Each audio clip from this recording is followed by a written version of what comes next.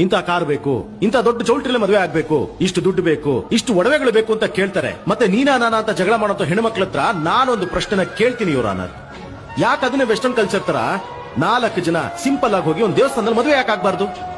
ಇಲ್ಲಿ ವಿಚ್ಛೇದನಕ್ಕೆ ಅಪ್ಲೈ ಮಾಡೋ ಎಲ್ಲಾರನ್ನು ಕೇಳಿ ಅವರ ಮದುವೆನ ಅವ್ರ ಕಾಸಲ್ಲೇ ಯಾರ್ಯಾರು ಮಾಡ್ಕೊಂಡಿದ್ದಾರೆ ಅಂತ ಕೇಳಿ ಅವ್ರಿಗೆ ಇಷ್ಟವಾಗಿರೋದನ್ನ ಒಂದೊಂದು ಆರ್ಸಿ ನೋಡಿ ಇಲ್ಲಿವರೆಗೂ ಅವರ ಪೇರೆಂಟ್ಸ್ ಅದಕ್ಕೋಸ್ಕರ EMIಗಳು ಕಟ್ತಾ ಇದ್ದಾರೆ.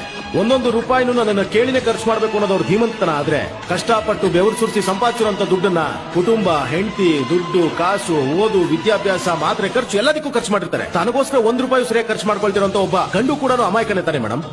ನೀನ್ ಸಂಪಾದನೆ ಮಾಡಿರೋ ಕಾಸನ್ನ ನಾನು ಸ್ವತಂತ್ರವಾಗಿ ಖರ್ಚು ಮಾಡಕ್ ಆಗ್ತಿಲ್ಲ ಅನ್ನೋದಕ್ಕಿಂತ ನಾನ್ ಸಂಪಾದನೆ ಮಾಡಿರೋ ಕಾಸನ್ನ ನಾನೇ ಸ್ವತಂತ್ರವಾಗಿ ಯೂಸ್ ಮಾಡಕ್ ಆಗ್ತಿಲ್ಲ ಅನ್ನೋದು ಎಷ್ಟು ದೊಡ್ಡ ನೋವು ಮೇಡಮ್. ಇಲ್ಲಿ ಗಂಡ್ ಮಕ್ಳಿಗೆ ಎಲ್ಲಿದೆ ಮೇಡಮ್ ಫಿನಾನ್ಷಿಯಲ್ ಇಂಡಿಪೆಂಡೆನ್ಸ್?